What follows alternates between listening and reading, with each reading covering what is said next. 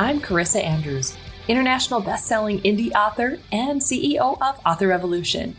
With more than 15 books published, it's safe to say I have made a ton of mistakes in my endeavor to become a full-time author. The most important thing that I've learned in the past decade is that indie authors need to protect their creativity and their serenity. Being an author is a long game, and that's why I'm on a mission to teach other indies just like you how to publish books with a sustainable, rapid release method. I created the Author Revolution podcast to give you insights and actionable step-by-step strategies to help you do just that. If you're an ambitious author or one in the making who's looking to create a long-term author career and a life you love, you've found your tribe, my friend. Let's get your author revolution underway.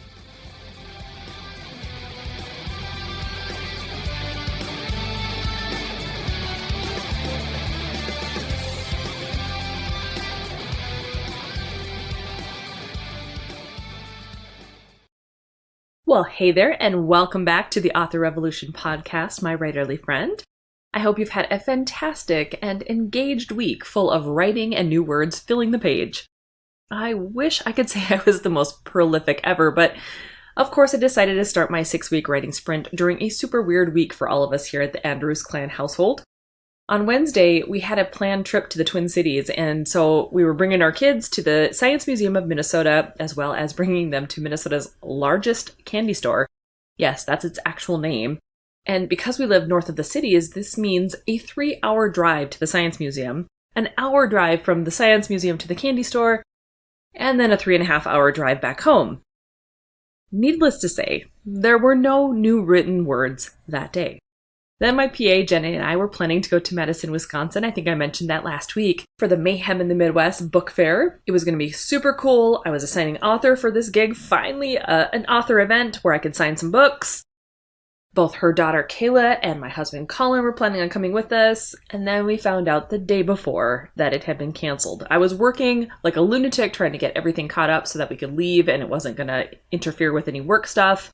Needless to say, we did find out in time. We did not make the drive. Of course, it's all a COVID situation and it's, all well and good. It makes sense to me. So at any rate, rather than wasting the weekend by just working, because that's probably what Colin and I would have done, we decided to still drop the kiddos off with my parents.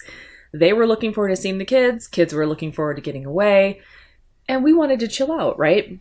So we ended up going on a day trip to the east of us. So basically, another 2-hour drive, and we went over to Banning State Park to go hiking. It's just a little bit south of Duluth. So if you know the Minnesota state at all, the Duluth area is just a little bit south of there. While there was no writing getting done this weekend either, we did go for a 5.5-hour hike across some of the beautiful cliff sides of the Kettle River. It was absolutely stunning. We even managed to climb our way along Hell's Gate Trail over to Lower Hell's Gate Trail, a portion that we didn't expect to cross because everyone ahead of us was warning us that we're going to reach the end and you'll know when you see it kind of thing, and they were turning back. So overall, obviously we don't know what's good for us and we just continued onward and we ended up on the other side, but it was all fine. Overall, it was more than 5 miles hiked and climbed, and like I said, 5 hours of hiking. Thank God we didn't attempt to bring the kids with either, because I'll tell you, I don't think that would have gone down well.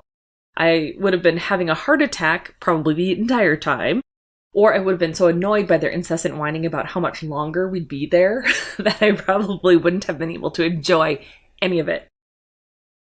But if you end up this way, I do highly recommend all 3 of these locations that we went and visited this week. It was actually seriously awesome. It was one of those weeks where you just go, this right here is what it's all about. Having a little bit of breathing room with my writing, with the automations of my businesses, to be able to take a breath, to go on these trips and just enjoy what's around us. So basically, all of this is my roundabout way of saying that for my week 1, though, of my 6-week writing sprint, I managed 4,000 words, not 10,000, like I planned. But I did have a great week, and I feel ready to rock and roll this week and feel way more grounded than I did before. So I guess all that outdoor stuff can really do a person some good. But here's the thing. It's important to remember that even if you make plans, things can derail them, obviously. Even when you want to do one thing, sometimes you have to do another. The cool thing about being a creative is knowing that we always can roll with the punches. We can zig instead of zag and all the other cliches that you can think of, because our brains do really allow us to see opportunities where others typically just see challenges. Now, this week I do plan to write more. I do plan to get my ducks in a row. I do plan to hit my goals for Immortals. It's a totally normal week for me again. But even if something strange comes up, we just pull up our pants and hot mess our way through it. You know what I mean?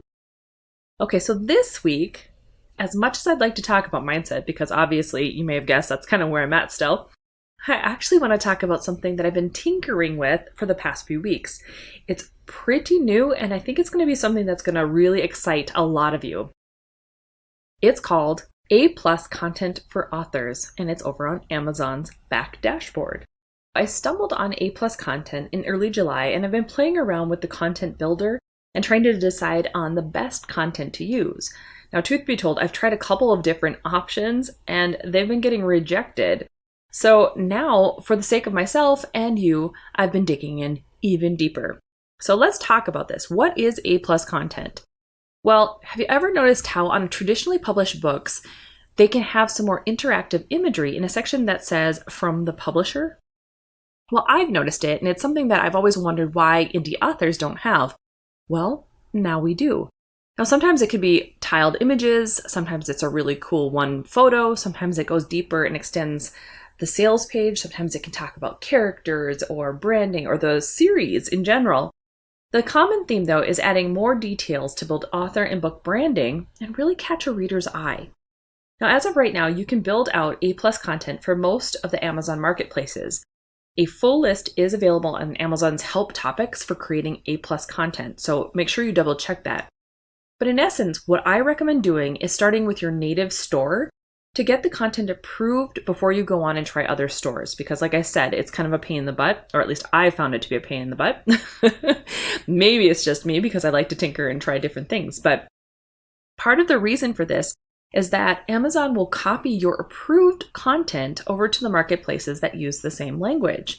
So that makes it way easier to build it out for other stores.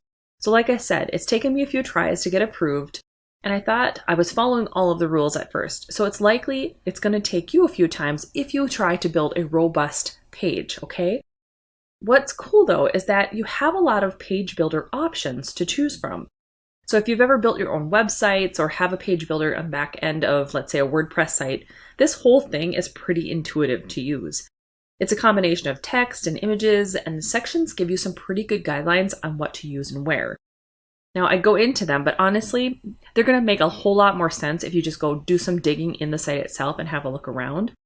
But from what I can tell, as you build this section out, you can only add up to 5 content modules.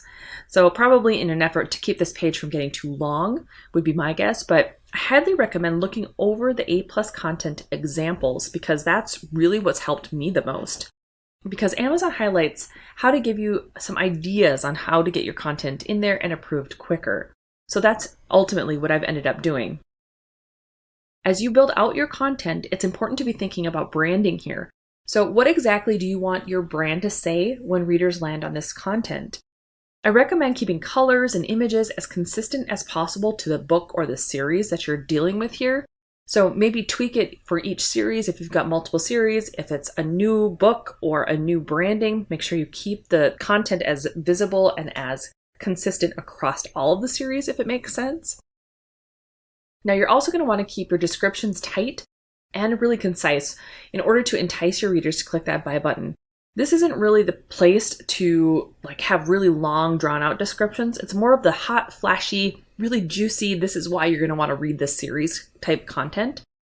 So ultimately this section is really here, like I said, to enhance your brand and your brand story for your book or your series that you're promoting.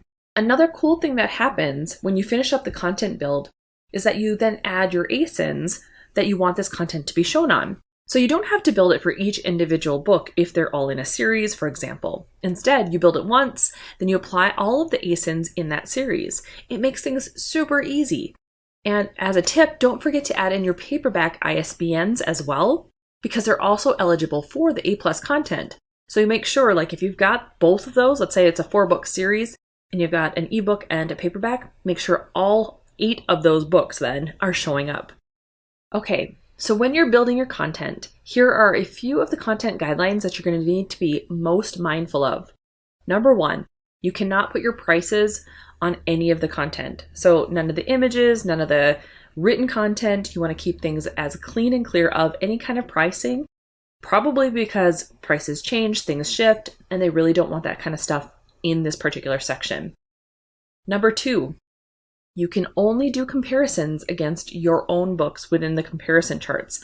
So this is a section that looks like it could be really useful in order to highlight some differences between your books, but you're going to want to be very careful because obviously you can't compare it against other authors. Number 3, do not put customer reviews in the text unless they're from well-known publications or sources. And of those, you can only actually promote 4. But if you do want to add customer reviews, remember, you can go to the editorial review section inside of Author Central to add those there instead. Then they're still highlighted, it's still a part of your sales page, and it can still be front and center. So just keep that part in mind. Number 4 is no time-sensitive information. Again, because things change, they don't want time-sensitive information on the page. They want to keep it as generic and as broad as possible. 5, any awards or recognitions must be proven, and according to the content guidelines, they should not be more than 2 years old. So if you got an award for, say, some sort of writing contest, 5 years ago, and it was prestigious, that's great. They just don't want you promoting it in this particular section. Number 6, you cannot include links of any kind or invite people to leave Amazon's site inside that section. So you have to keep it clean and clear and all about you as an author or your branding with your books, okay? Number 7, you cannot list out your ASINs. This is something I actually found out. So when I was putting in my content for the Diana Hawthorne series, I wanted to have an easy way for them to know, which books all went together. So I figured, well, that's fine. We'll put the titles and then stick the ASINs right at the end of it. People are kind of used to seeing that. But unfortunately, Amazon kicked it back out and said, hey, we don't want you using ASINs to any other particular product, XYZ in here. So I had to remove all of the ASINs from it and just use their titles. And then number 8, obviously you need to own the rights to all of the images and the content that you're putting in there. So if you are, putting information in there regarding your books, you need to be the person who has written it. If you're using images, you need to be downloading them or creating them from a site that allows you to put it into a sales page like Amazon. So all those things are very important. Now, assuming all goes well, Amazon says that once your content is approved, it appears on your detail pages within 8 business days. So far, I will say that the content I've done is still sitting in review, but I'm hopeful that this time around it's going to be accepted, and so I'll let you know next week if that's the case. Now, if you're as excited as I am and want to get started, where do you go about finding the place to do your A+ content to start creating? Well, that's a great question. So I'm going to walk you through this. It's very easy, so if you have a pen and paper, now might be a good time to get it out. The first thing that you're going to need to do is sign into your KDP dashboard on Amazon. Then you click on the 3 little dots that are beside any of your Kindle ebooks. It really doesn't matter which one you choose because it'll open up into its own kind of dashboard type situation. So if the book is published, there should be a button that says Promote and Advertise, and it's just to the right side of that.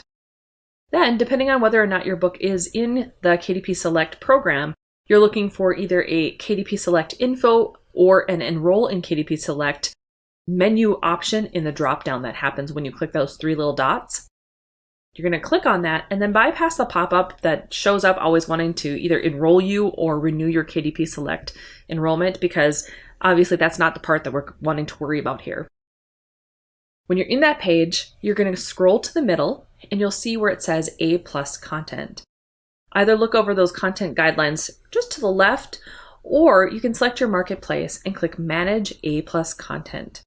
Then it opens that new dashboard and it's time to experiment. Now, each section gives you some pretty clear guidelines on image sizes and all that good fun stuff. So it should be fairly simple to hit those guidelines and to really make sure that the content makes sense and it is formatted correctly. Overall, I think the A+ content on Amazon is going to be a great way we authors can leverage our series. and tailor the user experience for readers who might be new to our worlds. So there you have it, my friends. It's a really cool new thing that's happening on Amazon in the back dashboard. It's something that we haven't seen before, so I hope you're going to give it a try. With a little bit of luck, hopefully you found today's episode to be helpful. Like I said, it's going to be a fun experiment. Now, if you have more questions on A+ content for Amazon, be sure to head over to Author Revolution's online community on Facebook and ask away. You can also dive into the links in today's show notes for Amazon's A+ content or download a transcript from today's podcast episode by going over to authorrevolution.org/94. Remember, you can just scroll down to the bottom of the page to find the download transcript button. Also, don't forget, if you want to get in on that extended Plan Your Series challenge without all the hassle of the deadlines or the time frames, you can still join up at authorrevolution.org/plan your series. It's all one word, plan your series. The cost of the challenge is just $97, which is also 100% deductible from the Rapid Release Roadmap program when you choose to enroll in this larger course. And of course, I think you'll want to do that because it's a really great program. Okay, well, my friend, that's all I have for you for this week. It's going to be a lot of fun to see how many of you dig into the A+ content and start to really create some cool things. So make sure you head over to that Author Revolution online community and let us know what you did. I want to know what kind of content you created and how you're making it all happen. Show us some pictures if you can, because I would love to see that as well. All right, well, I'm going to head out to dig into Immortals and get some of my writing done for this week. I hope you're about to do the same. Go forth and start your author revolution.